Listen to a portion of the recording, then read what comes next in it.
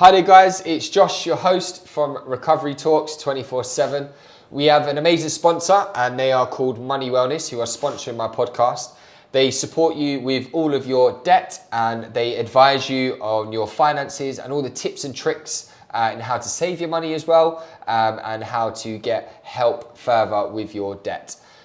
They supported me every step of the way. I was very nervous of giving them a call because I didn't really like talking over the phone, but I'm telling you now guys, I gave Money Runners a call and they supported me and helped me throughout every step of the way, and I'm now on a DRO and I'm currently on the journey of becoming debt free. So definitely give Money Runners a call. They will support you, they will help you. Just pick up that phone and give them a call, guys. We have an amazing guest with us, and her name is Zoey. She has a phenomenal story, and her story is going to be about her eating disorder, of what the struggle she went through and how she got through it. And let's just listen and sit back and try and listen to, you know, the similarities there that you might relate to Zoey today. So Zoey, how are you doing? I'm okay, thank you. Glad to be here. Yeah, glad to have you on the show. I really do appreciate it. You've got an amazing story, and I've heard bits of it before, and I know there's going to be people at home that are going to relate with this. So can you share a bit about your background and how your sort of eating disorder began? Sure. Well, I've never actually properly sat and shared my story, No. so this is going to be a first. So Yeah. we'll give it a go. But Yeah. I mean, it started from when I was quite young, which you often see with people with eating disorders. It kind of is triggered from a young age, and a lot of it isn't necessarily food related, like what people assume. It's, you know, I guess with any addictions and issues, it's the underlying stuff that's going on in your life, and it has to come out a certain way. So for me, I found my control came with food, whether I ate certain things or restricted certain things, or, you know.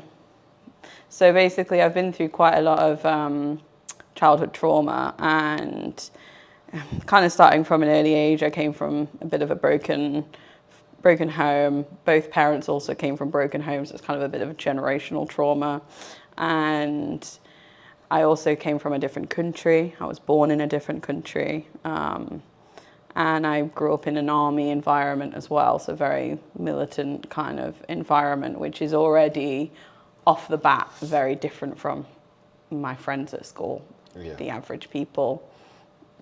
Even in this country, my life as a child was very different, and that takes a lot of adapting to when you're moving around, moving country, moving different places. You're away from your family, you make friends, and then you move again. There's not that level of stability, which is just the nature of that life, but it does affect children. And basically, essentially, so I have a younger brother as well, so we were kind of a small family makeup, and we were quite far away from any outside sort of sources of support. And my parents, they were struggling, and they did end up sort of going through relationship struggles that ended in divorce. But during that period up to, it was difficult at home. I ended up sort of living in a domestic violence sort of situation, coming home with a lot of fear all of the time. And that's sort of, for me, that feeling, that uncomfortableness that you probably hear a lot of other people share. It starts with that feeling of uncomfortableness that you don't know what to do with, and you can't deal with it, you can't place it, you can't explain it. And when you're a small kid, that's escalated 10 times because you think everyone else is fine. So it just started with this uncomfortable feeling and this fear and this heart in your stomach situation. And I wasn't super super aware of the support that I had around me, which I didn't have a lot, but I could have maybe reached out a little, but I just didn't. And I kind of kept a lot of it to myself. And I then started school and was bullied quite a lot from school because I was different. So then I got kind of bullying at school, suffering at home. And my parents, they did work away. So I was looked after by other people during that upbringing as well. So that adds yet another instability So basically just a lot of, Yeah. to summarize, just a lot of chaos, a lot of instability. And that just led me to feel very out of control and out of my depth. There was no one thing I could cling to.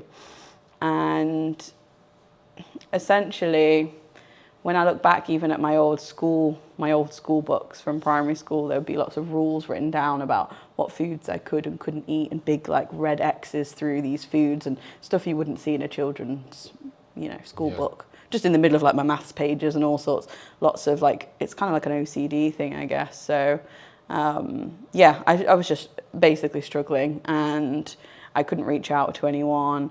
I just didn't know what to do. So the food issue started from maybe around 10 years old, probably earlier than that, but from memory, around 10. Yeah.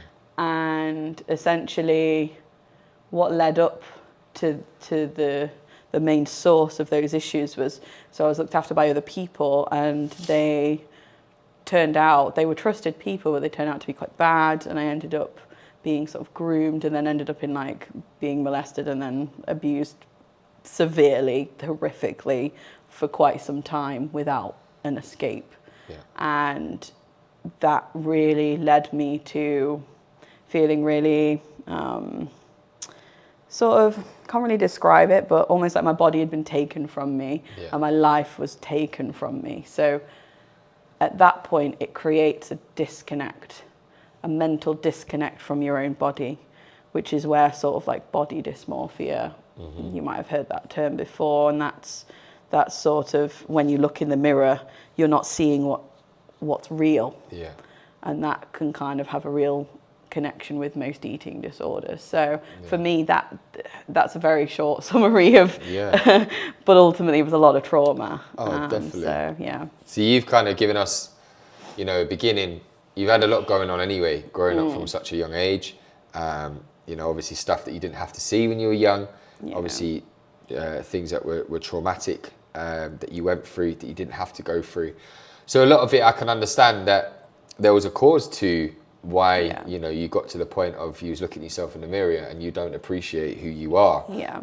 And I completely understand what you were saying there completely. And I'm sure there's somebody at home that's probably going, I feel like that right now. It's a real struggle. So I really appreciate you just touching on a bit there. So can you, how long did you struggle with the eating disorder before you started seeking help? What was it? Let me think. So, shortly after I was struggling with it, maybe about a year later, I actually felt really, really unwell. And I landed in hospital for a good month, completely incapable of being able to move any part of my body. Yeah. And it turned out I had arthritis, but essentially that was the first time that I couldn't do anything for myself, and my parents were called to the hospital. They had to care for me. It was very serious at the time. Thankfully, I did recover with a lot of physio, but I was completely wheelchair bound, unable to function at all. Couldn't even lift a plastic piece of cutlery with food because it was too heavy for me to, very bad. And I think since going through loads of therapy, I've navigated that. It kind of goes back to that point in my life where I'd already had that disconnect from my body, and then being hospitalized, I had suddenly a rush of people caring for me. So I'd gone from not being cared for the way I needed to a rush and abundance of nurses, doctors who were noticing I was extremely underweight, noticing these kinds of signs that I just wasn't well. And I do think, I don't know entirely, but I do think that the body does hold that trauma and can cause a lot of health issues. So I believe at that moment in time was when I really started to realize I need to care for myself. So basically in therapy, I kind of figured out from that moment that I'd drawn the idea that if I was unwell, people would care for me. Yeah.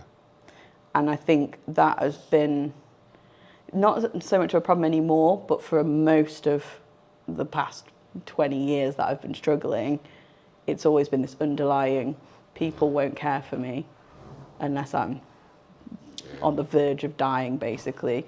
And that's probably quite a common thing for other people. So that's the point where I realised I needed help. Yeah, definitely. I guess, if that makes sense. Yeah, definitely. I completely get that. So you touched briefly at the beginning with the background there, with your physical health. I'm sure there's people at home that are going through it or just want to understand it because they maybe have sons, daughters that may be going through it. But yeah, like, how did your physical health get impacted through this?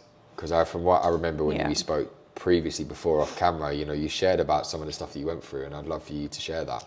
Yeah, so I guess with like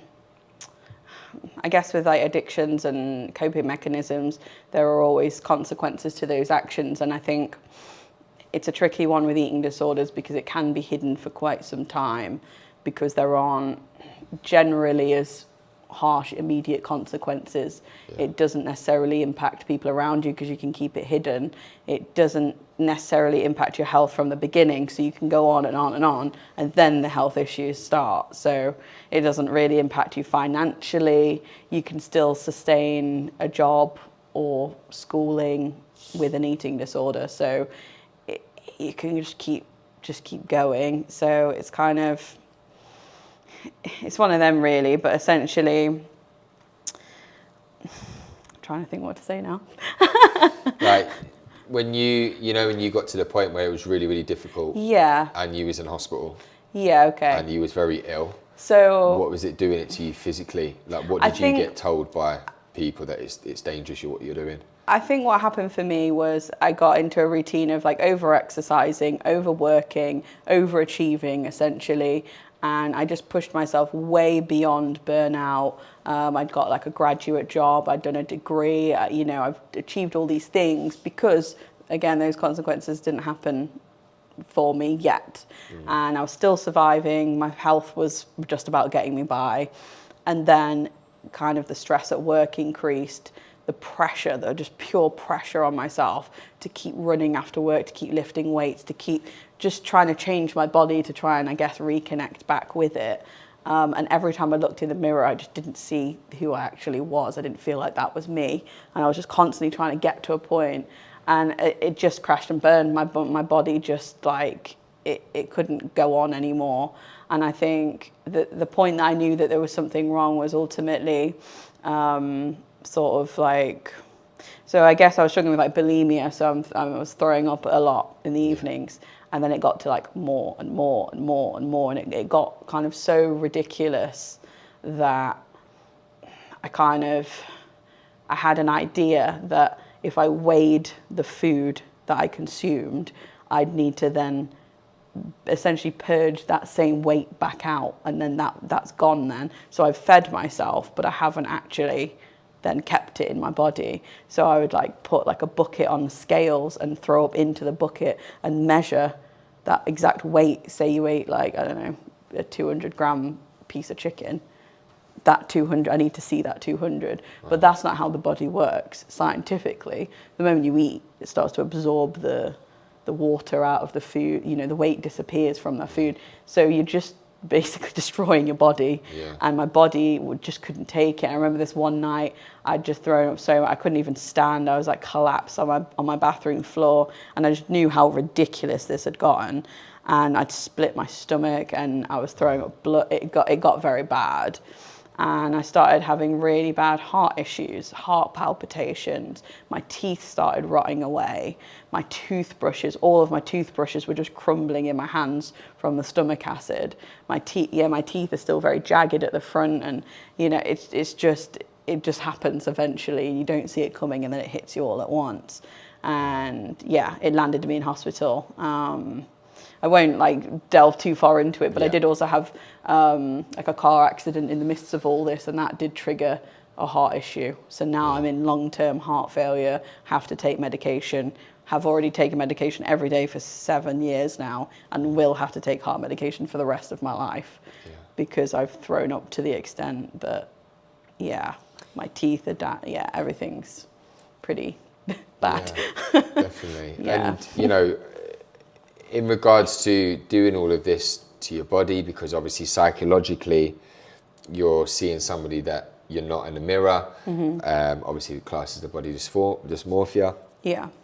You not realizing that the harm you're causing to your body, Yeah. the long-term issues it's going to leave you with. And I'm guessing when you go into these places like the doctors or hospital, I'm guessing they are sharing with you, like, Zoe, you're causing so much damage. Yeah. Like, what were some of the things that they said to you, that what harms you were doing to yourself? What would be the long-term issues? So I've definitely had like a lot of conversations, especially with like dentists from like the dental work. I've recently had to have some, essentially like a corrective surgery on my jaw, double jaw surgery, because my jaw is just kind of shattering in on itself. And,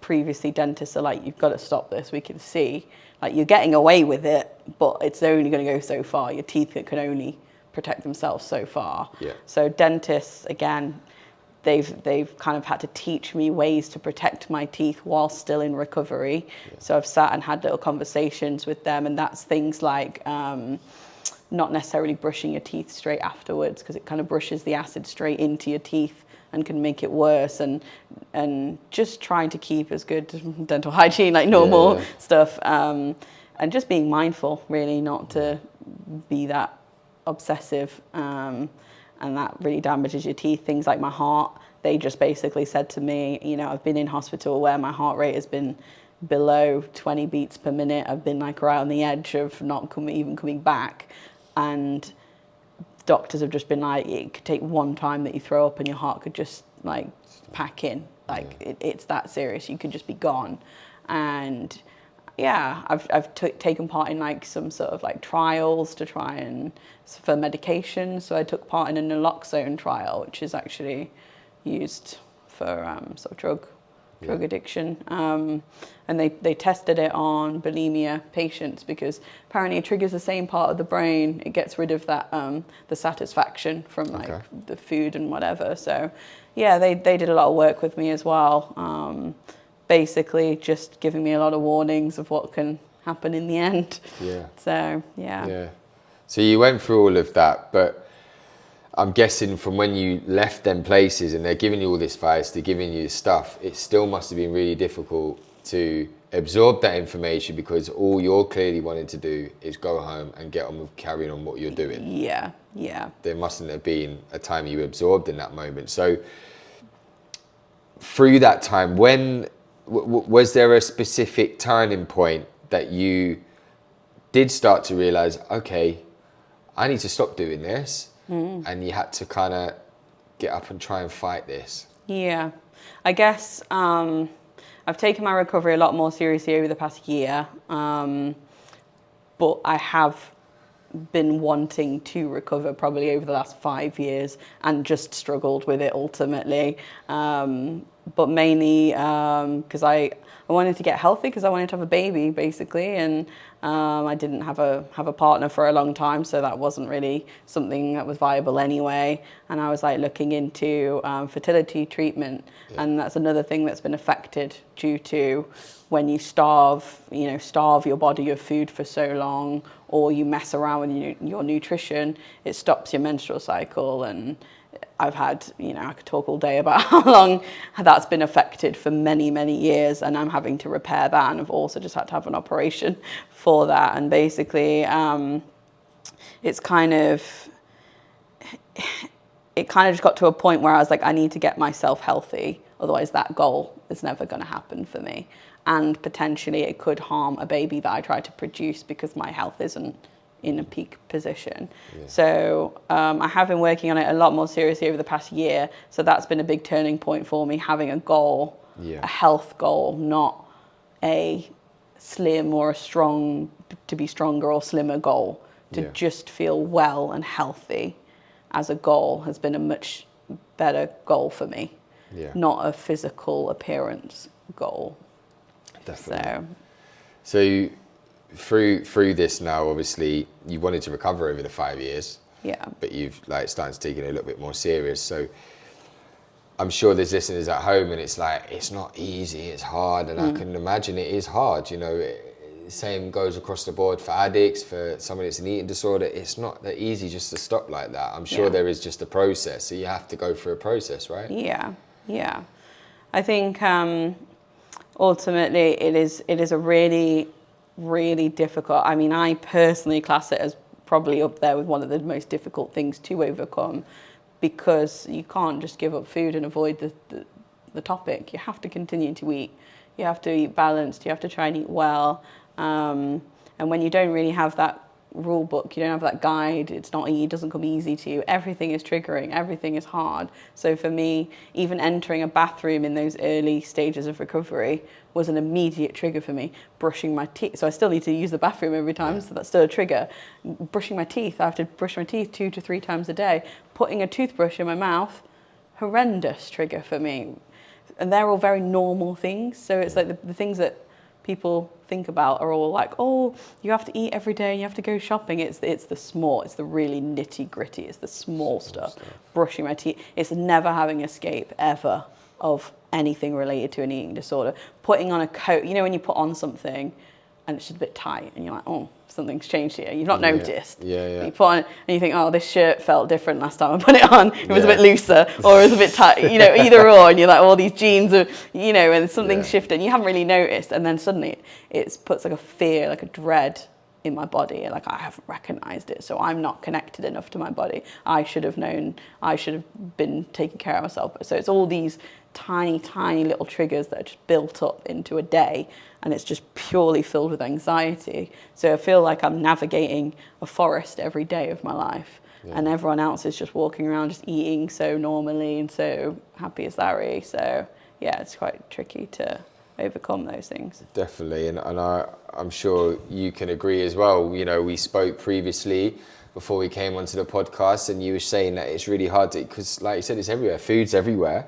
And you know, to move on from that, so you obviously you're seeing food in that, what sort of support, where did you go to get that support? Because if somebody's listening right now and they're like, I really struggle with that, you know, when I go out shopping or I'm seeing food, I'm still making myself sick, there's no one out here, I can't get the help. Where's the support? Where did you get support? So I've had various therapies over the years that have been successful. I think me in particular, I've been quite fortunate, admittedly, to have some good therapy in my past. And I think I just was quite unwell. So I was put into immediate support. That's not the case for a lot of people. A lot of people are sent away because they're still classed as a healthy weight or overweight, and they're very much struggling the exact same as somebody severely underweight. So the support around eating disorders is a tricky one. There's still a lot of stigma. It's quite hard to access support. I just happened to be one of those people that fell through the net and did get some good support. So I'm glad about that. But in terms of what the things that I've done sort of for myself, and what other people can do. One thing I did just over a year ago was I kind of really sat with myself and realised I didn't know that much about nutrition. They don't really teach you in schools. They don't really, everyone says balanced diet, but what even is that really? It's not enough just to eat a couple of fruits and vegetables and just call it a day. You have to really think about your whole week and your whole month and your whole year about what you're eating. And especially when you've got food allergies and all these other bits and bobs that people have nowadays, it's a level of restriction, so it can make things worse. So one of the things I did, I went and got a nutritionist, and I really started to work with a nutritionist to learn about what my body needed and really experiment with the foods that I did like. Another thing I struggle with is something called ARFID, which is a restrictive food intake disorder. It's not that commonly known. Some people would class it as picky eating. Okay. But it's more, you have like a food aversion. It's not like, oh, I'm just choosing this over that. It's like I cannot get that near my mouth. I can't touch it. It's like a sensory issue. And that led me to be quite malnourished. So that's what I got, a nutritionist. And I started working with a guy called Mike, and he's really, really great, and he's taught me so much. And I basically just started there. I started small. I just started to just work on learning about nutrition, learning the things I didn't know before I even started to do any serious work. And then my partner was also struggling with a different addiction, and he was in support and recovery, and he was doing a lot of recovery work, and that really showed me that it is a day in, day out process. You have to work on it every day, and I worked on it a bit half-assed, really. I was a bit like, some days I ate well, other days I struggled, and I'm like, oh yeah, whatever. Where he was like, no, this is a priority every single day. This is what comes first. So learning that, I then started to look into the actual support that's out there for eating disorders, and turns out there's not a lot. Yeah, I remember you saying as well. It's quite sad actually, because when I got introduced to yourself and I started to hear your story, it isn't something that's spoken about a lot, and I didn't realise how much of an effect it can have on you mentally as well, and your mental health, and the long-term issues it leaves you with as well. And I just thought to myself, do you know what? It'd be great to have you on here and share this, and this is what we're doing now. And I know it's going to be an encouragement to somebody out there that's going to be able to hear this and go, wow, somebody gets me. Yeah. So you're going through your recovery process now. As we probably can both agree, it's not easy every day. No. You're not having a perfect day every day. Yeah. What were some of the biggest challenges that you have been facing in your recovery? At this present time? I think the first thing is, I guess, consistency with doing something that's scary every single day, and waking up knowing that you've got to face something that you don't really want to face day in, day out, but knowing that in the longevity it will help, but in the short term you don't always see that progress straight away, and you have to do the long haul. You've got to put the work in to get the results, same with anything. And I think having setbacks is quite hard. So when you think you're doing well and then you have a setback and you think, why? I already thought I got over this. Why have we circled back? Yeah. Why do we keep circling back to these problems? Why am I finding it hard to even leave the house? Why am I finding it hard? Like I found it, I didn't know how I felt about being on camera today. Yeah. Normally I'm fine with the concept of it, but then it's in my face and it's quite jarring, and I'm like, oh, I don't know if this is okay, and now I'm here, it's actually fine. But it's all these anxieties and worries that I'm sure everyone has, and it's dealing with those day to day. And I think also just the lack of support, really. I find it hard to see that other issues get so much support, and that my issues get so little support. I find, not that there's no support, and I don't want to discourage people and make people think that there's nothing out there, but the level of support isn't quite where it needs to be, essentially. And there's there's hotlines online, there's support groups online. There's not that much in person, so I struggle with not having a community around me that understand what I'm going through. And I think it's interesting as well, like everyone that I speak to, it always then comes down to having someone to speak to, having a group to go to. I think it's so important to have that. And when you explained that to me before, that there's not much support out there for people that have an eating disorder, it's a real shame, because it's something that maybe there's a gap, and people need to be able to be comfortable to create a group and do that. So getting onto that, obviously you are or have created a group with a friend, and I'd love to share a little bit more about that with the listeners as well. Yeah, so me and another friend of mine, we basically both shared with each other that we were both struggling with an eating disorder, have been struggling for quite some time. We've struggled with different eating disorders, so it affects us and impacts us differently. But we both felt the same. We'd been through various therapies and we just needed something in person. We've done the online Zoom calls, we've done the hotlines, we've read the stories online, we've done the things that needed to be done, and it didn't get us where we needed to be. So ultimately we decided, because the support out there wasn't what we needed, we would create that support and hopefully invite other people to join. So it's still very early on, we're only sort of a couple of months into it. So it's called Nourish and Flourish. Awesome. And it's a support group, but it's peer-led. We don't claim to be recovered. Okay. Me and my friend, we're not recovered, but we are, knowledgeable to an extent to share what we have done that has worked. And we just try to give people a space to speak a little bit more freely, because it's a bit of a tough topic, but some of the support groups surrounding eating disorders is very sort of trigger heavy. So they try to they try to stop you from saying a lot of things. Okay. So we've tried to create a certain, there's still very much like the confidentiality, not speaking about numbers and trying not to trigger people and giving a trigger warning if you're going to talk about something deep. But we try to give a bit more of a freedom space to share what's really going on without that fear of upsetting anyone. And we give that support afterwards as well, for if somebody did feel like something came up that they weren't expecting, they needed to chat afterwards. But we try to just create a space where it's a bit more free to speak. Yeah. And that's amazing. Nourish and Flourish, so it's called. Yeah. Sounds really good. And definitely, if someone's listening, get plugged in for that. That sounds great. Definitely have a safe space for you to be able to share and be able to listen to as well. So, and we can agree as well, it's really important to have a strong support system, isn't it? Yeah. It must have been hard as well trying to reach out, because I'm guessing with this sort of stuff with eating disorder, and the same for me, as an addict, I would only really be able to relate with someone that has gone through it. So I'm sure, obviously, from where you've come from, you really need that strong support system. So I bet that is quite an important thing for you guys, isn't it? So how's your life changed since, obviously, you've come away from this now? So you've had a really traumatic childhood. It's been, it's been really hard.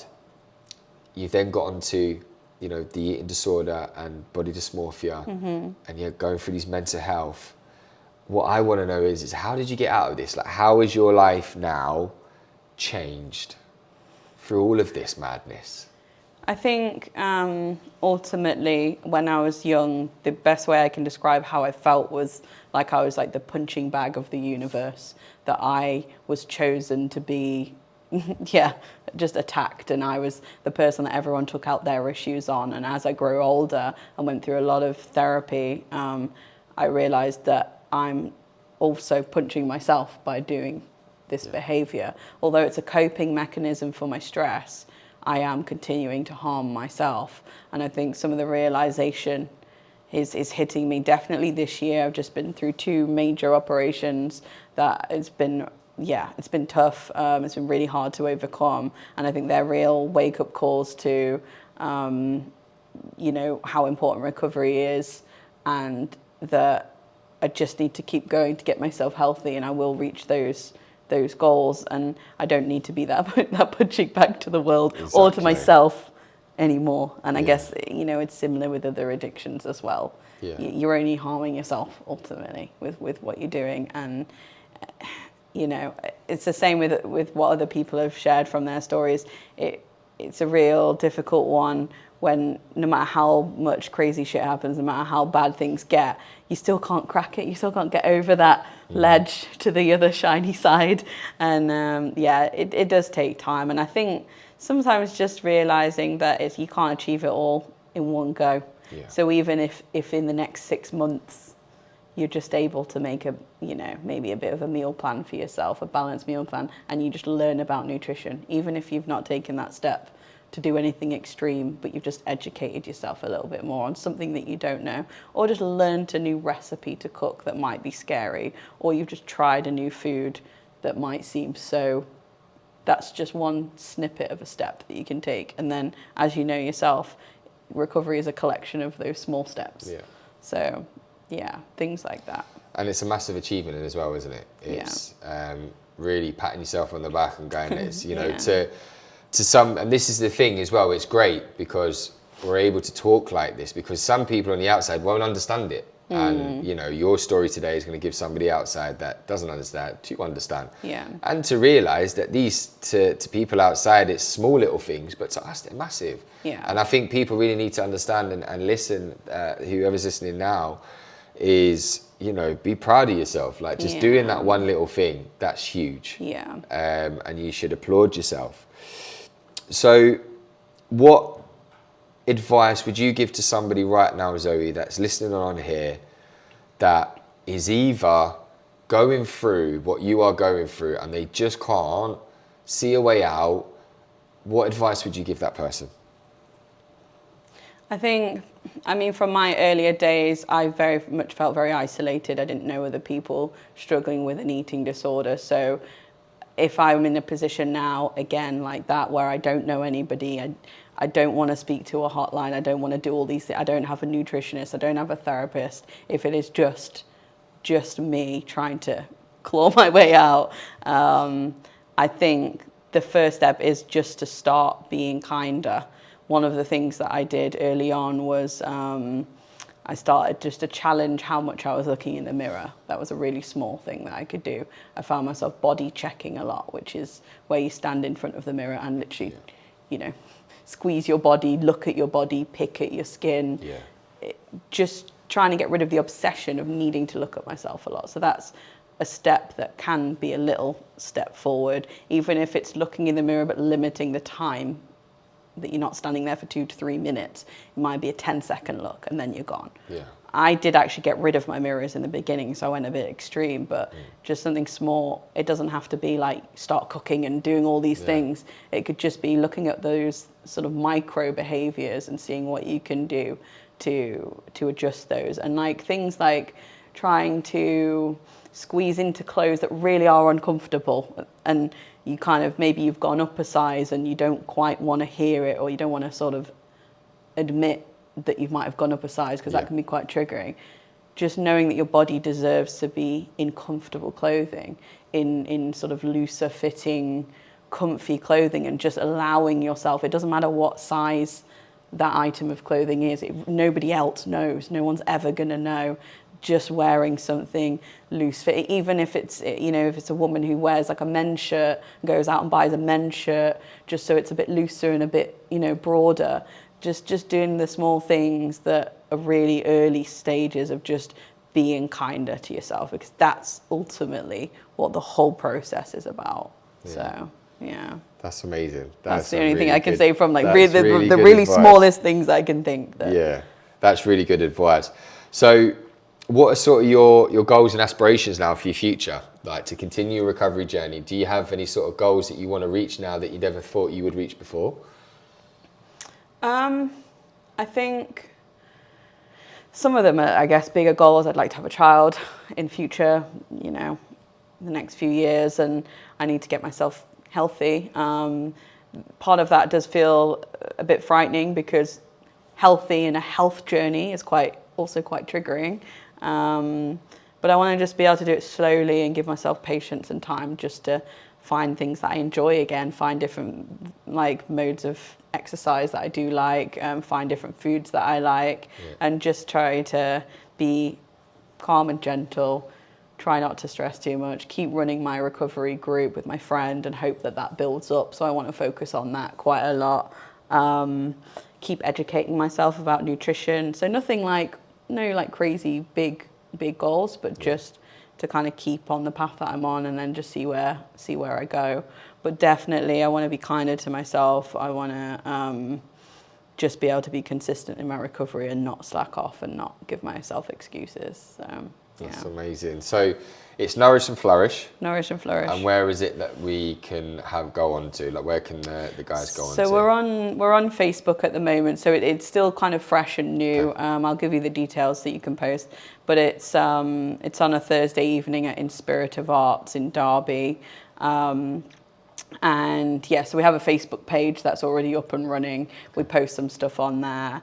We're developing like an email address and a WhatsApp group, so people will be able to connect with us and find out when our meetings are on, and generally they'll be on a Thursday evening. So yeah. Awesome. That's amazing. Zoe, thank you so much for today. I've really enjoyed myself. It's given me such a better understanding about eating disorder.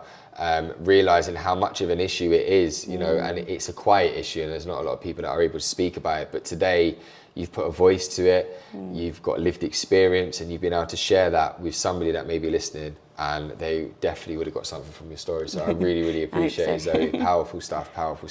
So guys, thank you again for everyone that's listened. I can't wait to have on my further guests very soon. But everyone, take care and keep following me. Cheers. Thank you.